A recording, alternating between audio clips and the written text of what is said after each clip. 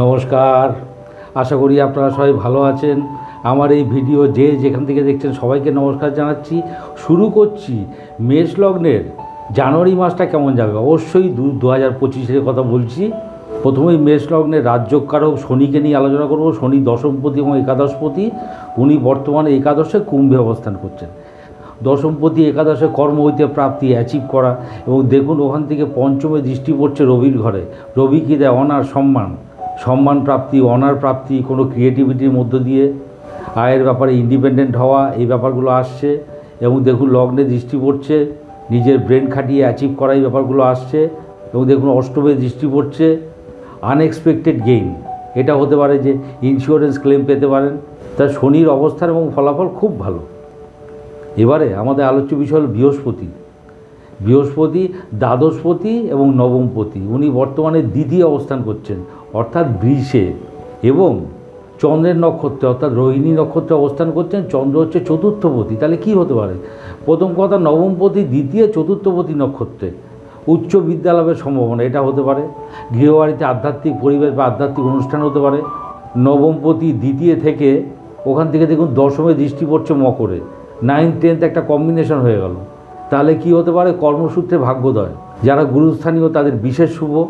আর দ্বাদশপতি দৃষ্টি পড়ছে দশমে, কর্মসূত্রে বিদেশ যাত্রার সুযোগ আসতে পারে। এবং বৃহস্পতি দ্বাদশপতি হয়ে দেখুন দৃষ্টি পড়ছে অষ্টমে, পায়ে কোনো চোট আঘাত লাগতে পারে।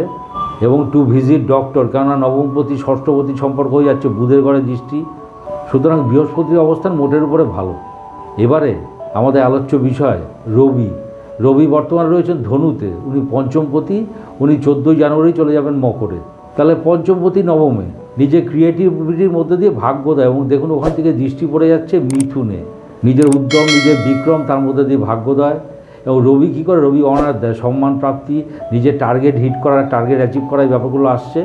14 জানুয়ারি রবিটা চলে যাচ্ছে মকরে।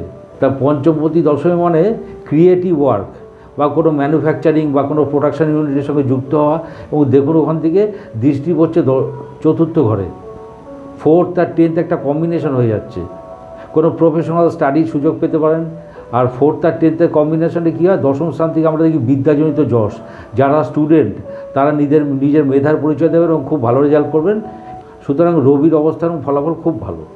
এবারে আমাদের আলোচ্য বিষয় শুক্র দ্বিতীয়পতি এবং সপ্তমপতি। উনি ডিসেম্বরের 28 তারিখের পরে চলে যাচ্ছেন কুম্ভে। জানুয়ারি 28 তারিখ পর্যন্ত থাকবেন। তাহলে দেখুন দ্বিতীয়পতি একাদশে চলে এলো, অ্যাসেটের গ্রোথ হওয়া, আত্মীয় কুটুম্বের থেকে কোনো গিফট পেতে পারেন। আর দেখুন সপ্তমপতি চলে এলো একাদশে। সপ্তম স্থান থেকে এটা বলি আমরা হাউস অফ বিজনেস থেকে গেইন করা, কোথাও গমনাগমন, কোথাও যাত্রা, সেখান থেকে গেইন করা।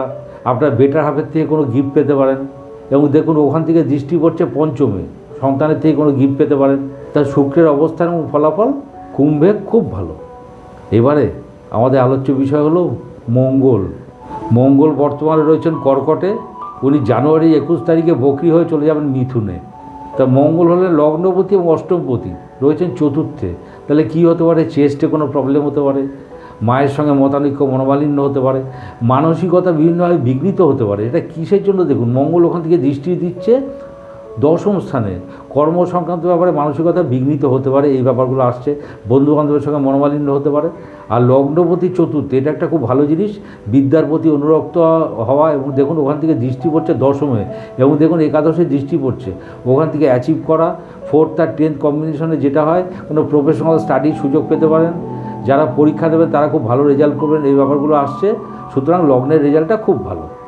আফটার 21 জানুয়ারি মঙ্গলটা চলে আসছে মিথুনে গেলে দেখুন দৃষ্টি পড়ছে ধনুতে। লগ্নপতি তৃতীয় মানে নিজের উদ্যমের প্রকাশ। এবং দেখুন ধনুতে, ওর মধ্যে দিয়ে ভাগ্যোদয়। এবং দেখুন দশমে দৃষ্টি পড়বে মকরে, কর্মস্থানে উদ্যমের প্রকাশ এবং গেইন করা, কেননা মকরের লর্ড শনি রয়েছেন কুম্ভে। সুতরাং আফটার 21 জানুয়ারি খুব ভালো। এবারে আমাদের আলোচ্য বিষয় হলো বুধ তৃতীয়পতি এবং ষষ্ঠপতি। বুধ 4 জানুয়ারি চলে আসছেন ধনুতে এবং 24 জানুয়ারি চলে আসছেন মকরে। প্রথম কথা, তৃতীয়পতি নবমে মানে কোনো কমিউনিকেশন, কোনো কন্ট্যাক্ট, তার মধ্যে দিয়ে ভাগ্যোদয়ের পেছনে নিজের উদ্যমের প্রকাশ, এই ব্যাপারগুলো হচ্ছে। আপনার কোনো রাইটিং এবিলিটি সেটা এক্সপোজড হতে পারে, এই ব্যাপারটাও আসছে। আর ষষ্ঠপতি নবমে কোনো রোগ ভোগে ডাক্তারের কাছে যাওয়া, স্পেশালি কিন্তু হাতের কোনো রোগ, হাতে চোট আঘাত বা হাতে কোনো প্রবলেম হতে পারে, কোনো স্ট্রেস স্ট্রেন এগুলো হতে পারে, এই ব্যাপারগুলো আসছে। এবং দেখুন বুধ ষষ্ঠপতি হয়ে ধনু থেকে দৃষ্টি দিচ্ছে, দেখুন থার্ড হাউসে, ছোটো ভাই বোনের সঙ্গে মনোমালিন্য হতে পারে, এই ব্যাপারগুলো আসছে। 24 জানুয়ারি বুধটা চলে আসছে মকরে, মকর হলে কী হবে, তৃতীয়পতি দশমে চলে এলো, কর্মস্থানে উদ্যমের প্রকাশ। এবং দেখুন ওখান থেকে চতুর্থে দৃষ্টি পড়ছে, যেটা আগেও বলেছি বিদ্যাজনিত যশ, এই ব্যাপারগুলো আসছে। নিজের রাইটিং এবিলিটি এক্সপোজড হওয়া এবং প্রফেশনাল স্টাডির সুযোগ পেতে পারেন, এটা খুব ভালো জিনিস।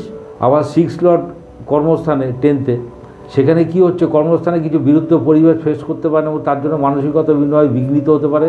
টু অ্যাচিভ সামথিং, এই ব্যাপার নিয়ে বিরুদ্ধ পরিবেশ ফেস করতে পারেন, সেটা বুধটা যখনই কমবে যাবে এই ব্যাপারগুলো কেটে যাবে। সুতরাং ওভারঅল মেষ লগ্নের পক্ষে 2025-এর জানুয়ারি মাসটা শুভ যাওয়া উচিত। ভিডিওটি ভালো লাগলে লাইক, শেয়ার, সাবস্ক্রাইব করুন। সবাই ভালো থাকবেন। নমস্কার।